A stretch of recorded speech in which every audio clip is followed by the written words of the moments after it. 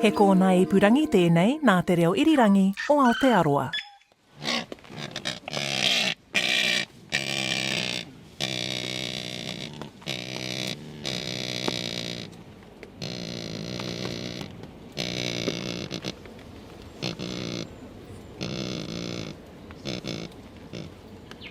I've just had a really lovely visit to Queenie's nest. The last time I went to Queenie's nest was a few weeks ago, and all 3 chicks were tucked up in the back of their nest. And tonight I go up there, and as I'm approaching the nest, there are 2 gorgeous looking Kākāpō chicks just sitting on the track to the nest, looking at me. Both of them are over 2 kilos, looking fantastic. And then I wandered on closer to the nest and found the 3rd chick just 1 metre out of the nest, sitting on the wee bank above it with gorgeous wee fluff on top of its head. It's a bit younger than the other 2, so it hasn't quite ventured out as far. So that was really rewarding to go up there and see 3 gorgeous Kākāpō on the brink of fledging from their nest. Queenie wasn't far off. I could hear her squawking somewhere. And yeah, happy families, looking like a really good outcome. Kia ora. Hi there. That was Deirdre Verco, and I'm Alison Balance. And this is the final episode of RNZ's Voice of the Kākāpō, our audio adventure through the amazing 2019 breeding season of New Zealand's giant flightless night parrot. It's been a roller coaster ride, and the last episode was definitely a low point. This time in part 8 we're on the way up as we celebrate success. But it's not all sunshine and gentle strolls in the forest. Certainly not when you're in Fiordland. This is Brody on Anchor Island. We had 52 mil of rain last night, and I'm just walking up to the top of the hill. Although most of the trails that we take up to the hill now are actually small streams or waterfalls due to the amount of rain we've had.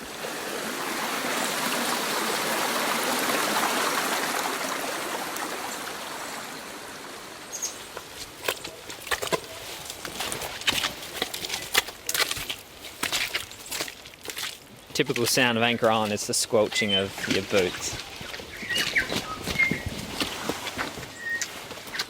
It's not this wet and muddy on Whenua, luckily, where birds sent off to be scanned for aspergillosis have begun to get clear bills of health and are coming home.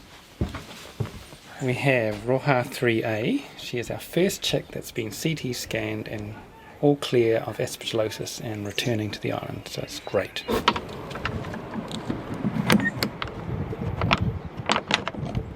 Here we are in the pen. We've got 4 of the hand-reared chicks that they've just been weaned now, so they are ready for release in the next few days. I think they've been learning how to roost in good places, keep good shelter from the rain. Oh, there's one in there. And you just have to untie all the tape and the cable ties to be able to let her out of here. Hello. Oh, there she is. I'm lost track who's coming over. This might be Marama 1A. So they may have met before when they were chicks, because they were in hand rearing together when they were quite young. Going in to meet each other. Well, that's good for someone to go in and meet her. He's just opened the hopper to get something out. Oh, he's got a pellet out. It's nice seeing them in the daytime when they're just relaxed and happy doing their own thing, chewing on a bit of food. Some of the kumara.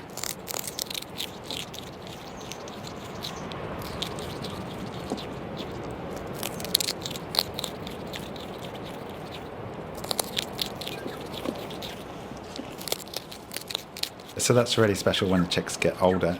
I think they go through this little mini dinosaur phase when they look a little bit like dinosaurs, and then they turn into little puppies really. And when they're starting to get their independence in the pen, they're starting to sort of feed themselves and wander around, they're really quite incredibly cute. You'll walk in the pen and they'll come up to you, and sometimes you'll have 6 or maybe even 8 Kākāpō chicks standing on your feet sort of trying to get food from you, and yeah, it's just like having a litter of incredibly cute puppies around your feet, and yeah, that's pretty cool.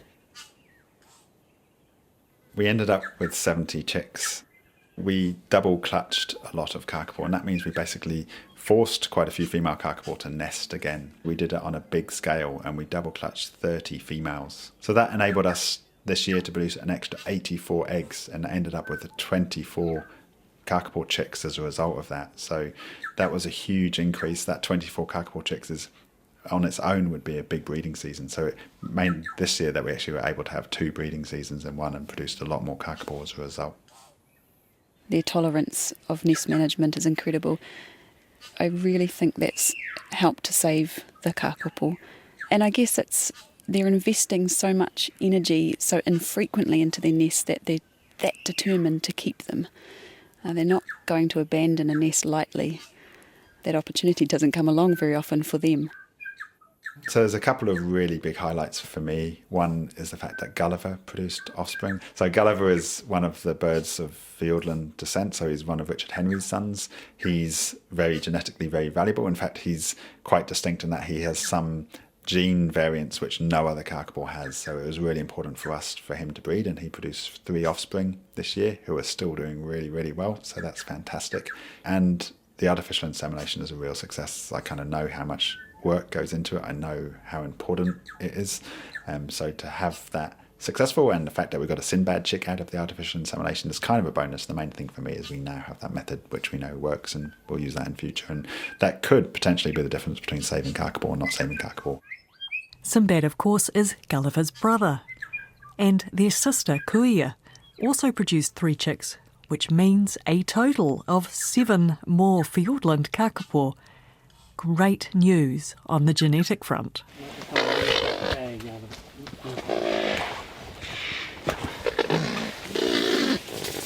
When you open him, Yes. you just want to let him sit on the ground so he's comfortable, and then have their head facing the hopper and then pull it down. Sweet. Oh, look at you. We're just happy to sit there. Oh my God. So we've just released 3 of this year's hand-reared Kākāpō chicks. We're just at one of the high points on Whenua, and we have one here just nibbling on some kumara.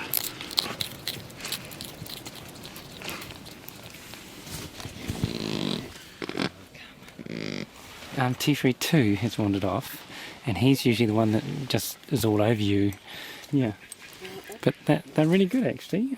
Considering they've been struggling and wriggling all the way up the hill, they're really relaxed when they come out of their bag.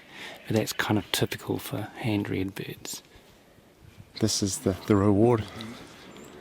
This time of the night especially, when we're starting to go into darkness.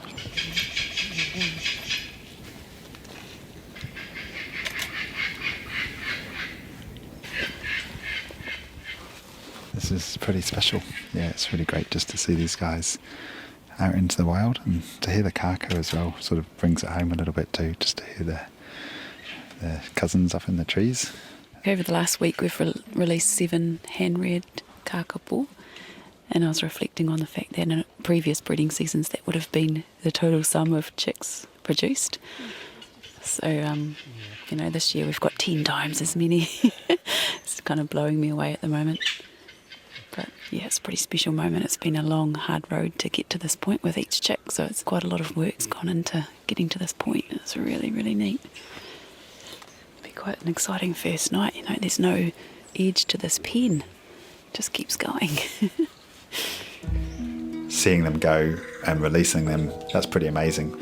Yeah, and you gradually see them and they'll climb a tree, and it's the first time they've climbed a big tree before, and start to feed on wild food, and yeah, that's pretty amazing to see them. And then it's really cool to go back over the next few days, because we'll check them every day, and you'll find where they're roosting and just see how they disperse from that release point and start to make their way in the big wide Kākāpō world. For me, it's often when it hits me, all of the work that's gone in, all of the planning, all of those early supplementary feeding days and getting the nests ready, and the incubation and the hand rearing, and then finally you've got this gorgeous juvenile Kākāpō that you're releasing just to be out there in the wild, and that's when you can really step back and say, we did this, we've got this chick to this point. That's a real moment. I always like this moment. It's so lovely to see them go out, and it's their island now to live on. Yeah, it's wonderful.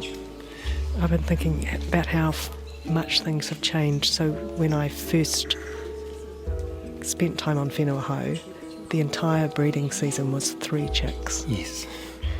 And there were only 51 birds in existence. This year there's 75 chicks. It's just incredible. Right at this moment, there are 211 Kākāpō, and who knows when they'll breed again. They've had a year off this summer, and the team already know from the Rimu early warning system that there'll be no booming on the Southern Islands in 2021 either. The 2019 chicks are all just reaching their first birthdays, or more correctly, hatch days, when the Kākāpō team from the Department of Conservation gifts them their proper names.